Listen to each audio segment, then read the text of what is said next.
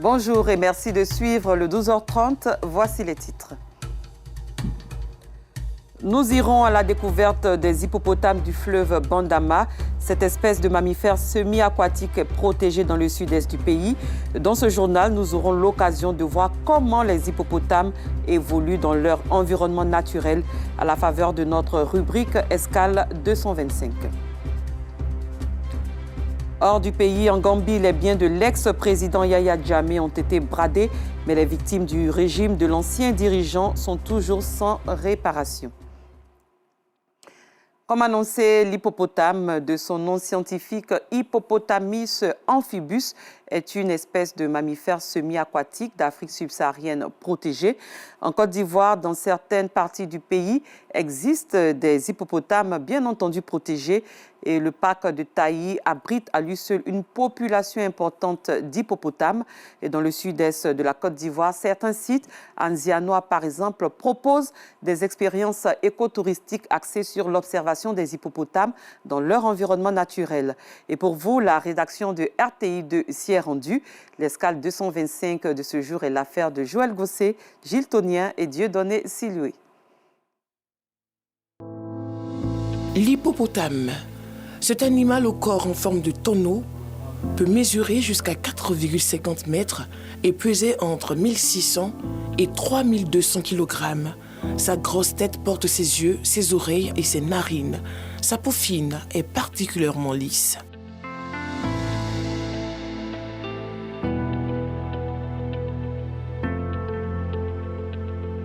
Ce cheval du fleuve, en grec ancien, malgré qu'il soit menacé par les humains, est fortement présent en Afrique de l'Ouest.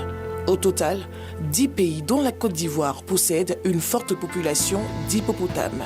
Ici en Côte d'Ivoire, dans le Nzi, un afflux important du fleuve Bandama, qui traverse la Côte d'Ivoire du nord au sud, séjourne paisiblement un troupeau d'hippopotames.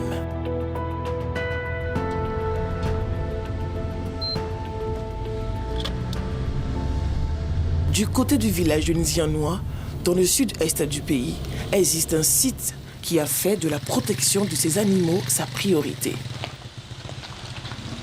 Le site Bini Hippo appartient au domaine Bini, un espace unique situé à seulement 1h30 d'Abidjan. Ce jour, le troupeau s'est déplacé, donc pas visible au domaine. Cette situation est récurrente. À la recherche de tranquillité, l'hippopotame migre.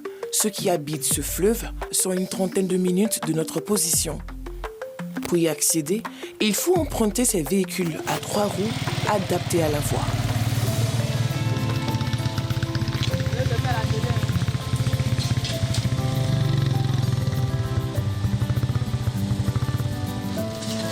Après plus de 30 minutes de piste, nous faisons le reste du chemin à pied.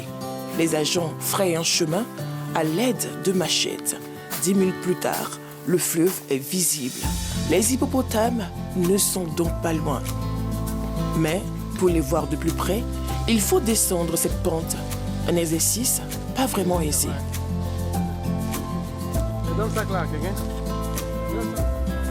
Nous y sommes enfin. Les hippopotames sont visibles, mais notre présence les intimide un tout petit peu. L'un des agents du domaine tente d'attirer leur attention.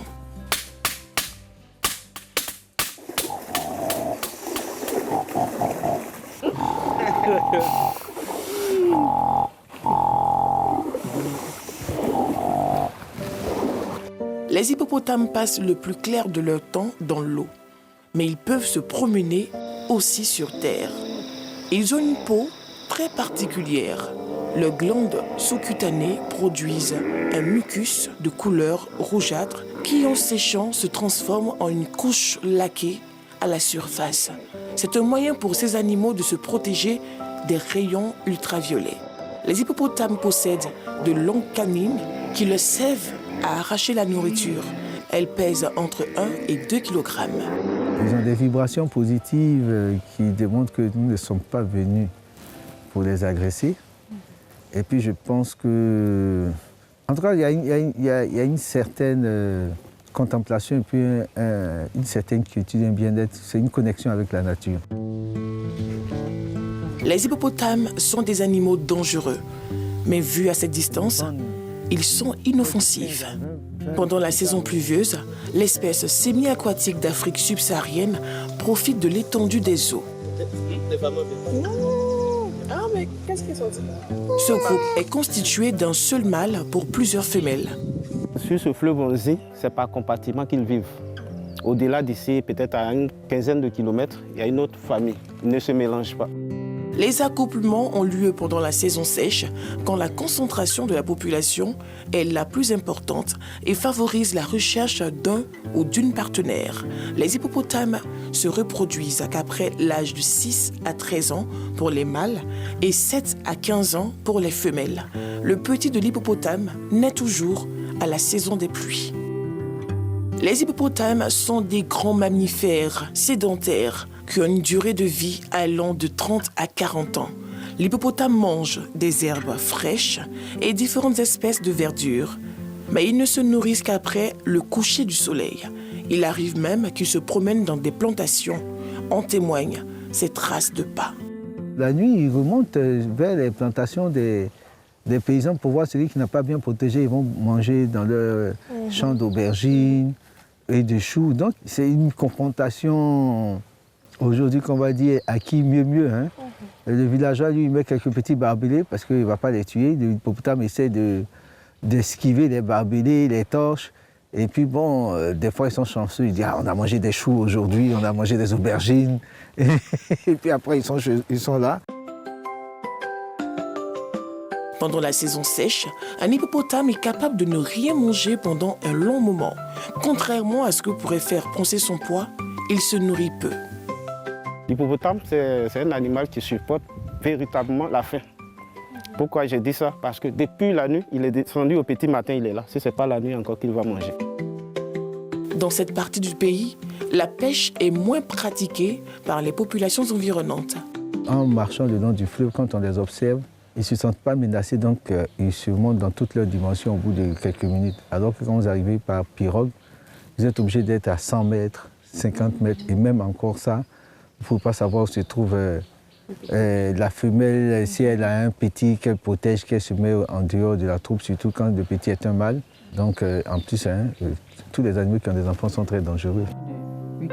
Malgré cela, la présence de ces mammifères profite à ces derniers. Les internationaux viennent, c'est que nous-mêmes on est connus maintenant, à travers le monde entier. On dira, on était à domaine Bénin-Ziano. Et l'image des Ziano, ceux qui viennent, les Griffe, sont nos ambassadeurs. La population des hippopotames en Afrique subsaharienne est aujourd'hui évaluée entre 115 000 et 130 000 individus. Parmi les nombreuses menaces qui pèsent sur ces bêtes figurent le réchauffement climatique, la perte de leur habitat, le braconnage pour les ivoires, la chasse sportive pour les trophées, mais pas que.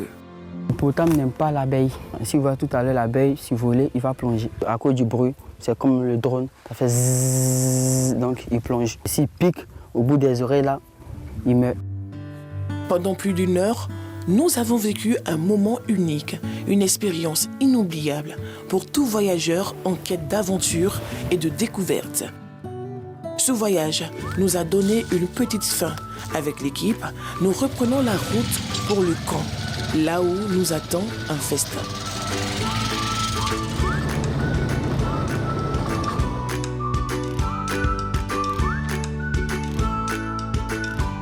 Un repas bien mérité.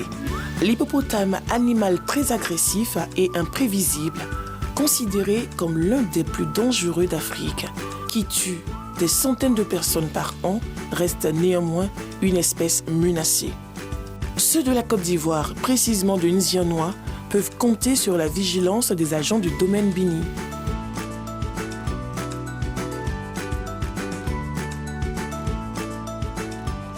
Il a causé avec les hippopotames tout à l'heure.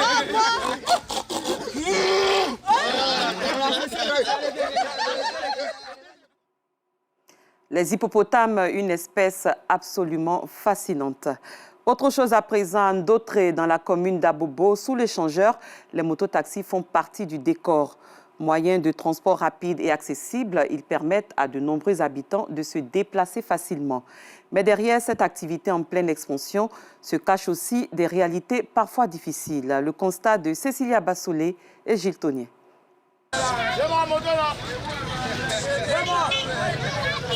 Klaxon, manœuvre rapide et appel des clients, le carrefour Ndautré s'est transformé en une gare improvisée.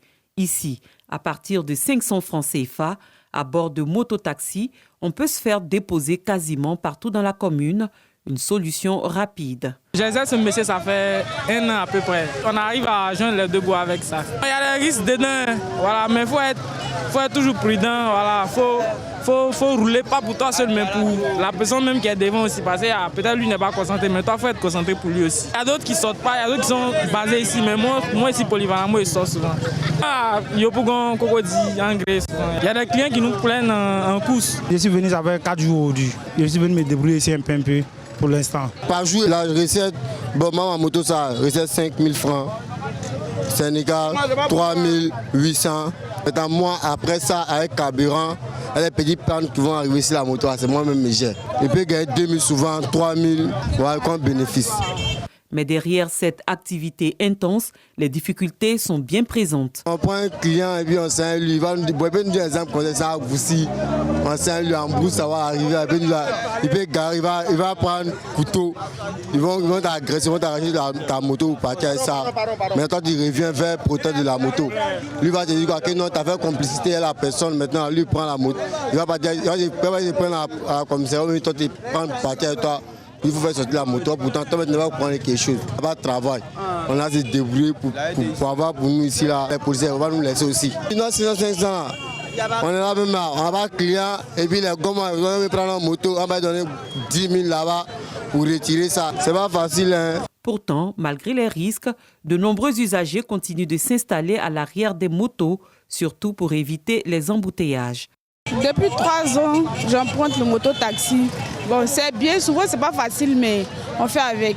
Voiture, souvent ça se gâte en chemin, ça te laisse. C'est à cause de route là, mais on prend moto. Pas une voiture là, ça n'arrive pas chez nous. Au moins moto, ça peut arriver, ça peut nous laisser jusqu'à la maison. Ton voiture, ça peut pas. Donc quand il y a un bagage comme ça, c'est difficile. Il y a les coins, voiture ne peut pas rentrer que la moto rentre. C'est pour cela qu'on emprunte les motos. Ils s'en vont te déposer devant ta porte. Ça fait 2 ans qu'ils apprennent moto-taxi là. Voilà la maison. En Ndautré, les mototaxis ne sont pas seulement des moyens de transport. Ils représentent aussi un mode de survie pour certains et une alternative pratique pour d'autres. Bonne chance à ces conducteurs de mototaxis. Le village de Tapegué, pour parler santé dans la commune de Daloa, a accueilli le mercredi 23 juillet 2025 la 9e édition des journées de nutrition placée sous le thème « Maladies métaboliques, carences nutritionnelles et problèmes de santé publique ».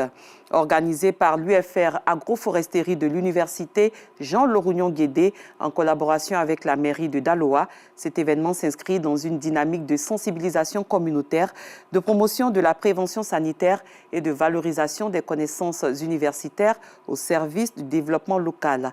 Le commentaire est signé Laurence Cacra. Vérification de glycémie, prise de tension artérielle, calcul d'indice de masse corporelle et évaluation nutritionnelle. Nous sommes à Tapegué, village de la commune de Daloa, au centre-ouest du pays. Ce mercredi 23 juillet 2025, hommes, femmes et jeunes prennent part à une campagne de dépistage gratuit de maladies métaboliques. Parmi eux, Clarisse Bailly, habitante du village. Si tu n'as pas fait dépistage, tu ne sais pas quelle maladie qui est en toi. Tu as la maladie et puis tu te promènes. Une fois que ça se déclenche, on ne peut plus rien faire. C'est pourquoi il faut venir te faire dépister.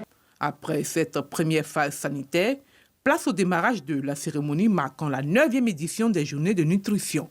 Thème choisi, maladies métaboliques, carences nutritionnelles et problèmes de santé publique. Ce rendez-vous vise à accentuer la prévention et la lutte contre les maladies métaboliques en intégrant la nutrition comme axe transversal de toutes les politiques de développement local. Au niveau du dépistage du diabète et puis aussi de l'hypertension artérielle, ce sont des maladies avec lesquelles on peut vivre. Mais lorsque nous ne connaissons pas nos statuts, les accidents cardiovasculaires sont vite arrivés. On peut se nourrir avec des produits locaux, même des produits locaux variés, équilibrés, pour que chaque jour, on puisse apporter au corps ce dont il a besoin. Notre objectif est clair. Contribuer activement à l'amélioration de la santé des populations en intégrant la nutrition comme une priorité transversale dans nos politiques publiques locales. La santé des populations est une priorité pour le gouvernement. Je vous invite à vous approprier cette campagne.